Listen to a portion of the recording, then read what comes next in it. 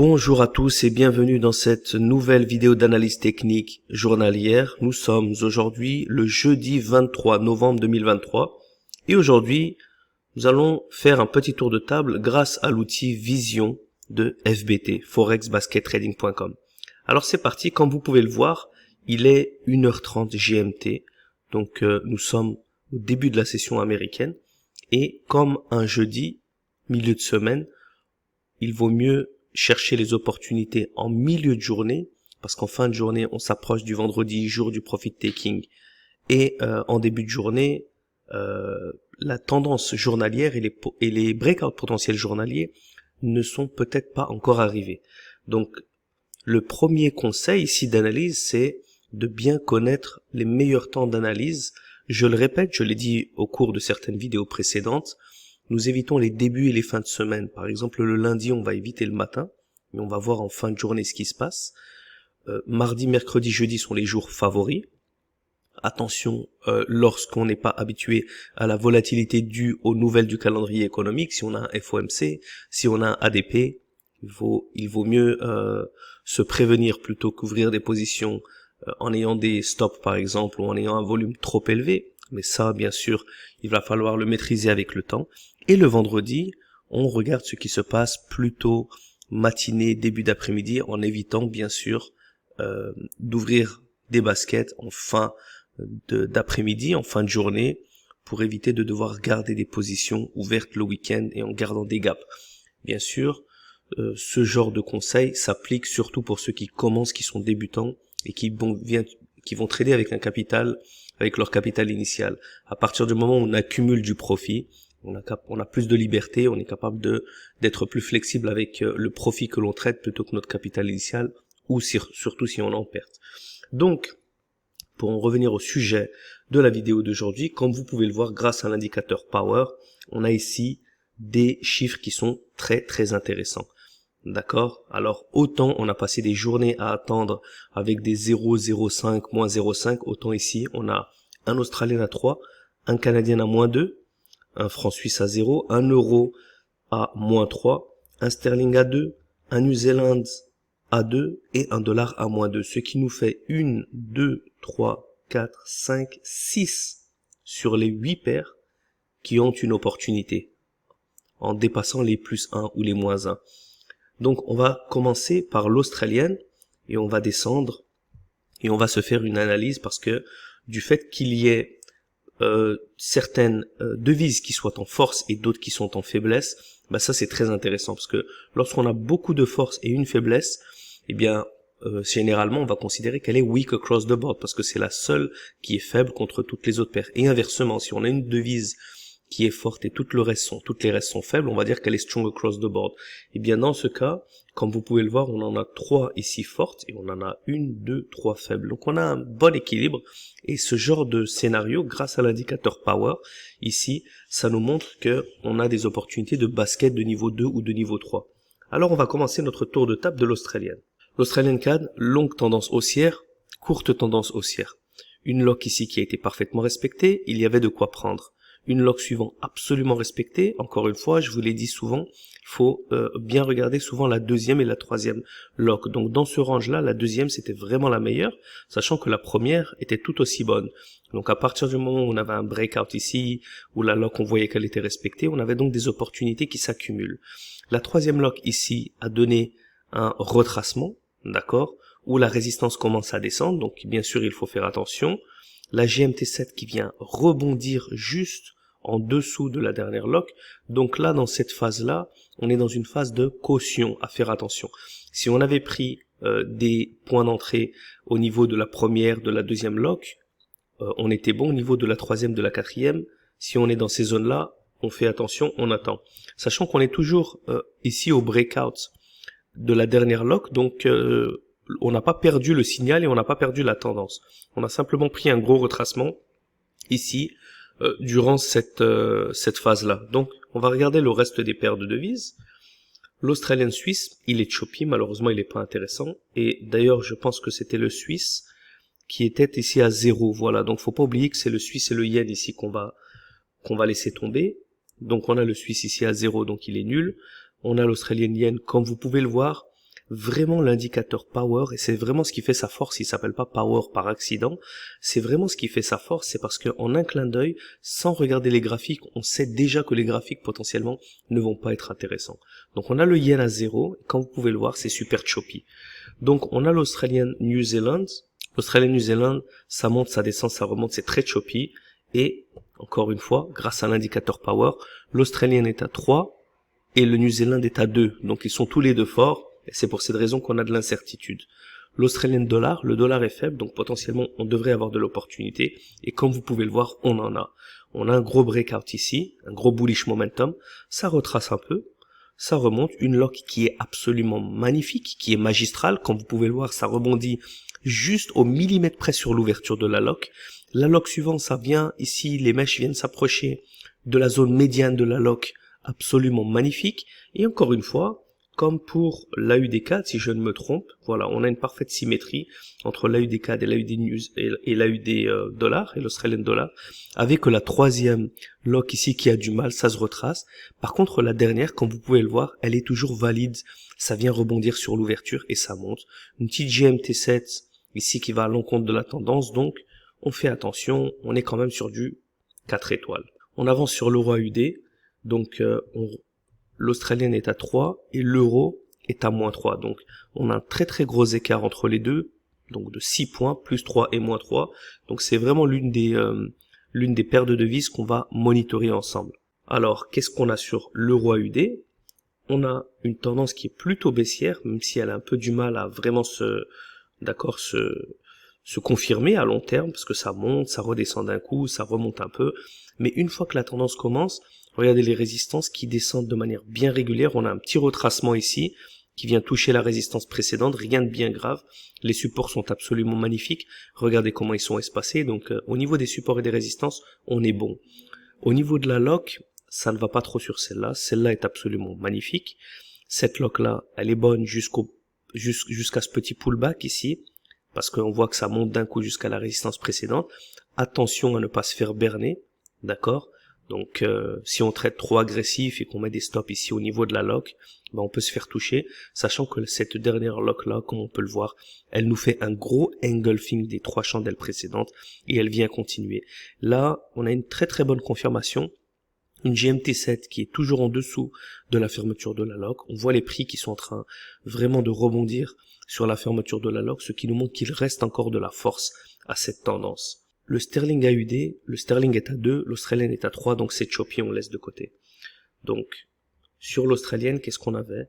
On a de l'AUD CAD, on a eu de l'opportunité sur l'australienne CAD, on a eu de l'opportunité sur, on avance sur les paires, donc l'australienne CAD, l'australienne dollar et l'euro AUD. Donc on en a 3. On continue maintenant sur le dollar canadien. Alors, dollar canadien, l'AUD CAD, on l'a déjà vu avec l'australienne, on a dit qu'il était bon. Le CAD suisse, un rectangle, on laisse de côté, il y a de l'incertitude. Le CAD yen, un gros V, nul, on laisse de côté.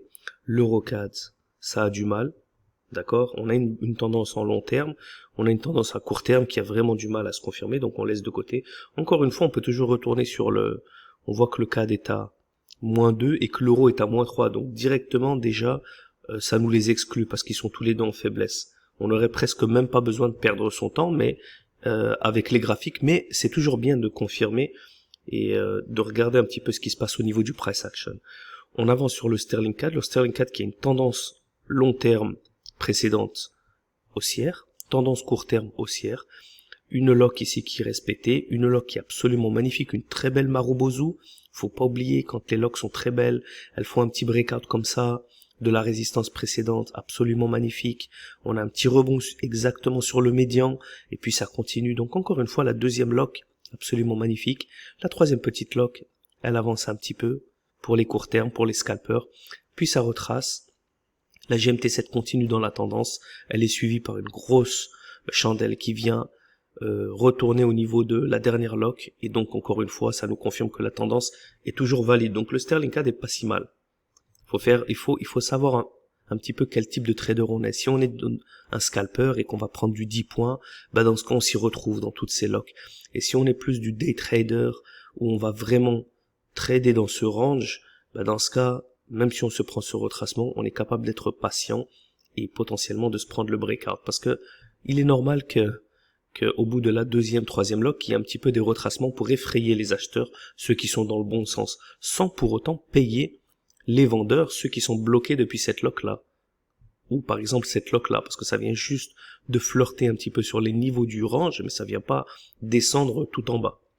Donc on avance avec le New Zealand CAD. Le New Zealand CAD, il y a une tendance qui est dessinée, mais bon, on le voit visuellement, ça retrace vraiment beaucoup. Cette dernière lock-là, ça vient retourner sur les prix, donc on n'est pas mal, mais on n'est pas bon non plus. Donc si on peut trouver des meilleures paires, on préférerait laisser celle-là de côté, plutôt que de l'ouvrir en premier. Et le dollar CAD, il est un petit peu sur un rectangle, on voit que les résistances sont trop proches, que les résistances remontent et que les supports sont trop proches l'un de l'autre, donc on le laisse de côté. Donc on avait l'AUD4 qu'on avait déjà vu sur l'australienne, et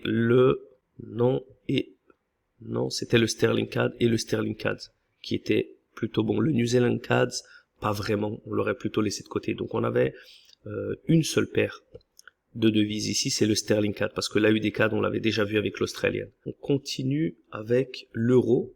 Voilà, l'euro il m'intéresse beaucoup parce que il est à -3, en valeur absolue il est aussi fort que l'australienne. Donc on va faire un petit tour d'euro ensemble, sachant que en faiblesse, il faut faire attention au CAD et au dollar, d'accord? Bien sûr, le yen qui est à 0, le suisse qui est à 0, mais ça c'est moins grave, parce que de toute manière la tendance ne va pas être dessinée. Alors, qu'est-ce qu'on a sur l'euro AUD? On l'avait déjà vu avec l'australienne, il a une assez bonne tendance. L'euro CAD, on l'a déjà vu avec le CAD. Comme vous pouvez le voir, quand on fait un bon tour de table et qu'on a des bons chiffres, après les paires, on les retrouve dans d'autres devises qu'on a analysées, donc on va pas les faire deux fois. L'euro suisse, vraiment nul. Déjà, il avait même pas de tendance ici. Après, il nous fait ici des gros bullish, des gros reversals. Ça, c'est vraiment du gros reversal. Vous le voyez avec les supports qui redescendent complètement, les résistances qui descendent complètement. Donc, on laisse de côté. Donc, l'euro et le suisse. L'euro est à -3. Le suisse est à 0. Donc, encore une fois, on a une confirmation que le suisse étant à 0, même si on avait visuellement quelque chose d'intéressant, on l'aurait laissé de côté. Donc, c'est vraiment ça la confirmation. D'accord, je dirais un peu multidimensionnel de l'outil Vision, c'est qu'il nous donne une vision en 3D, une vision Rubik's Cube, où on a l'indicateur Power qui d'un coup, d'un clin d'œil va nous montrer les meilleures opportunités. Puis on va le confirmer bien sûr avec tous les indicateurs qui sont sur le graphique et l'indicateur Matrix ici qui va vous montrer l'historique pour confirmer vraiment s'il y avait de l'opportunité ou si ça vient juste de jaillir et qu'il faut être un peu patient. Comme on voit l'euro, il est en faiblesse, il continue de s'affaiblir, donc potentiellement, ça nous donne une confirmation. Plutôt que s'il était fort et que d'un coup ça descend, faut faire attention à ces scénarios-là. Donc on a vu, on continue d'avancer, notre euro suisse qui était nul, notre euro sterling, d'accord, qui se cherche un peu ici, et qui a une lock, on voit ça rebondit sur l'ouverture. On a une autre lock ici, ça vient juste casser un peu l'ouverture, mais ça continue. On a une Marubozu absolument magnifique qui casse le support précédent. Donc encore une fois, la deuxième, ça retrace un peu, mais elle est toujours valide. Et la troisième est la plus belle. Regardez ce qu'il y avait à prendre. Elle est absolument magnifique. Et la quatrième ici qui vient de rebondir avec une GMT7 qui est contre la tendance et qui vient ici toucher avec la mèche la ligne médiane, donc ça nous dit faites attention sur l'euro sterling. Si on avait pris la troisième lock, on était bon. Si on est à ce niveau-là, on patiente et on attend. L'euro yen, nul. L'euro New Zealand, il se cherche un peu. On a vraiment passé des journées un petit peu dans tous les sens. Mais là, voilà, il y a de la volatilité. On a les locks qui ont du mal à tenir un petit peu parce que ça remonte. Mais encore une fois, on en a une ici. On en a une là, qui est absolument magnifique. Voilà, là, cette petite ligne, l'ouverture est là, et ça continue de craquer. Donc là, les deuxièmes locks étaient bonnes. La troisième lock ici, on voit que ça a du mal à passer. Et puis la dernière, ça rebondit sur l'ouverture et ça continue. Donc la deuxième et la quatrième étaient bonnes. D'une manière générale, on a de la bonne tendance sur l'euro New Zealand. Et l'euro dollar qui se cherche, qui a vraiment du mal, on voit ici. D'accord, les résistances qui descendent, les supports, on n'a plus de tendance, donc on laisse de côté l'euro dollar. Qu'est-ce qu'on a? Il va nous rester le sterling, le New Zealand et puis le dollar. La grande majorité des paires, on les aura déjà vus.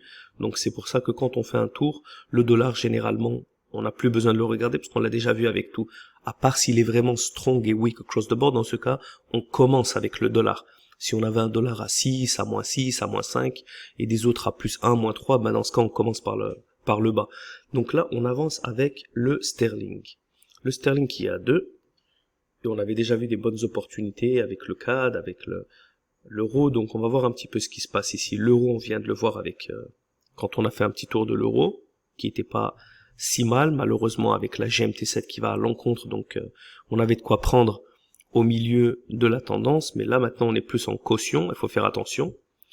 Le sterling AUD, on l'avait déjà vu avec l'AUD, qu'il était nul. Le sterling CAD, on l'a vu qu'il était plutôt pas mal, d'accord, avec une bonne lock ici, une GMT7 qui continue d'être dans la tendance et qui vient d'un coup avec une Marubozu rentrer au-dessus de la lock précédente. Donc on a du signal qui est toujours valide. Un sterling suisse qui est nul, un sterling yen ultra nul, un sterling New Zealand ultra nul et un sterling dollar qui n'est pas si mal. Mais malheureusement, voilà, on a les supports qui redescendent ici, on n'avait pas trop une bonne tendance. Et si on retourne ici, qu'est-ce qui se passe? Notre sterling, il est à 2, notre dollar, il est à moins 2. Donc, potentiellement, on est à peu, on va pas être trop difficile, parce qu'après, quand on est trop difficile, on prend plus rien, on a des supports qui sont montés, on a des résistances qui sont montées, on n'avait pas vraiment de lock. On voit ici, après ce gros bullish momentum, ils ont du mal à passer les résistances. Donc, on a d'autres paires meilleures à prendre. Si on refait un petit tour de table, on avait déjà dit que l'euro sterling était mieux. Le sterling CAD était pas si mal non plus. Donc, on avait vraiment ces deux-là. Et le sterling dollar, on patiente. Et on va avancer avec notre New Zealand maintenant. Alors, on l'a déjà vu avec l'Australien, nul. L'euro New Zealand, on l'a déjà vu avec l'euro. Très bon. Bonne tendance. D'accord, une lock ici qui continue, une GMT7 qui vient rebondir, mais là ça rebondit sur la fermeture, donc il nous reste de la force, on a dit, sur l'euro New Zealand. Voilà, choppy, le sterling New Zealand, pas si bon que ça. Le New Zealand CAD, on l'a vu avec le New Zealand qu'il était un petit peu bizarre, il a de la tendance, il a une lock qui est respectée ici, il a une lock qui a vraiment du mal ici, une lock qui a vraiment du mal ici, ça vient rebondir sur l'ouverture de la lock, donc il soit possible que la tendance soit terminée, donc on le laissera un petit peu de côté. On a d'autres paires qui sont bien meilleures, donc on va pas ouvrir tout ce qu'on voit. Le New Zealand suisse qui est nul, le New Zealandien ultra nul, il a aucune tendance, ça monte, ça descend dans tous les sens, ça peut continuer de monter, ça peut craquer. Là il faut pas s'en approcher de ce New Zealandien. Et un New Zealand dollar qu'on avait est-ce qu'on l'avait déjà vu, le New Zealand dollar? Je ne sais plus, non, on ne l'avait pas vu. Donc un New Zealand dollar, est-ce qu'il a une bonne corrélation? Ça me rappelle l'Australien dollar, est-ce qu'il a une bonne corrélation? En tout cas, il a un bon bullish momentum. Il a une lock ici qui est très bien respectée. J'ai envie de voir, dès que je vais faire un tour du dollar, je vérifierai un petit peu la corrélation du New Zealand dollar avec une autre paire, parce que ça me rappelle une autre. On a une très bonne lock ici, on a une lock ici qui est un petit peu craquée, mais ça continue, elle est toujours valide. Et puis là, on voit qu'en fin de session, ça a un peu du mal. Mais ça veut pas dire pour autant que la tendance est finie, donc là c'est plutôt en patience. Mais on avait de l'opportunité ici durant la journée. Donc voilà, si on devrait encore une fois faire notre petit tour du New Zealand, eh bien qu'est-ce qu'on a? On avait de l'euro New Zealand, on avait du New Zealand CAD non, parce qu'on a dit qu'on avait des meilleures paires que ça, et on avait du New Zealand dollar durant la journée. Et on va terminer donc avec notre dollar ici. Donc voilà, comme vous pouvez le voir dans ce genre de scénario, comme on a 3 paires qui sont négatives, 3 paires qui sont positives et 2 paires qui sont à zéro, qui sont sideways, des devises, pas des paires. On a donc 3 devises négatives, 3 devises positives et 2 devises sideways. Ça nous donne des opportunités, pas de prendre un basket entier en une devise, mais de prendre différentes paires de devises dans chacune des devises et d'ouvrir donc un basket de niveau 3. Et on va terminer avec notre dollar, australien dollar. On l'avait vu avec l'australienne, il est bon. L'euro dollar, il a du mal à continuer sa tendance, donc on le laisse de côté. Le sterling dollar, malheureusement, il était pas si mal, mais il a eu ce petit retracement ici qui fait que de toute manière, on a manqué des opportunités. Le New Zealand dollar, qui était tout mix-up, on a dit qu'on allait le laisser de côté. Le dollar CAD, qui n'est pas si bon. Le dollar suisse, c'est un rectangle. Il est sideways. Et le dollar yen, qui n'est pas bon. Donc, comme vous pouvez le voir, le dollar, il n'y avait pas vraiment d'opportunité en soi sur le dollar. L'Australian dollar, c'était vraiment la meilleure paire. On l'aurait prise plutôt sur l'Australienne parce que l'australien il était plus faible, il était plus fort que le dollar était faible, donc l'opportunité vient plus de l'australienne. Donc je dirais vraiment que l'une des paires là qui est sortie favori pour commencer un basket, c'était vraiment l'australienne, avec un petit dernier tour de table rapide, avec un Australian CAD qui était bon, d'accord, l'Australian Swiss choppy, l'Australian New Zealand, l'Australian dollar qu'on a vu, avec le dollar c'était donc la deuxième paire, et l'euro AUD qui était très très bon aussi, et le sterling AUD qui n'était pas si bon. Donc on avait trois paires de devises sur l'australienne qui étaient très très intéressantes. Donc voilà, comme vous pouvez le voir maintenant, on commence à avoir des scénarios qui sont intéressants. Encore une fois, on n'est pas dans les meilleurs scénarios et on aura l'occasion, peut-être demain, attention parce que c'est vendredi, sûrement la semaine prochaine, on va peut-être terminer en beauté, vu que là l'accumulation est en train de bien se faire et qu'on voit que les chiffres du power sont en train de monter en force et en faiblesse. Donc comme on peut le voir, les opportunités sont en train de monter. On a des journées où on ouvre le power, on a du 0, du moins 0,5, et dans ce cas il faut pas essayer de forcer la chose, il vaut mieux laisser tomber, regarder plus tard, analyser, prendre le temps de travailler sur son money management, ou lire un livre sur le trading, ou tout simplement fermer la plateforme et faire quelque chose. On a des journées comme celle-là qui nous donnent des opportunités de basket de niveau 2 et de niveau 3, et on aura des journées où vraiment une devise va sortir du lot, et on aura des très belles paires comme, par exemple, on avait dit, c'était laquelle qui était la plus intéressante, des scénarios comme celui-ci, des scénarios comme celui-ci, où on aura vraiment des tendances long terme, des tendances court terme. Les tendances court terme vont avoir 2-3 logs d'affilée qui vont être absolument respectés. Et dans ce cas, quand on aura une bonne devise, strong, weak across the board, bien on peut se faire plaisir avec un bon basket sur cette devise-là. Voilà, l'analyse technique journalière est terminée. Je vous dis à demain pour une nouvelle vidéo d'analyse technique. D'ici là, bon trading et bon courage à tous. Ciao, ciao.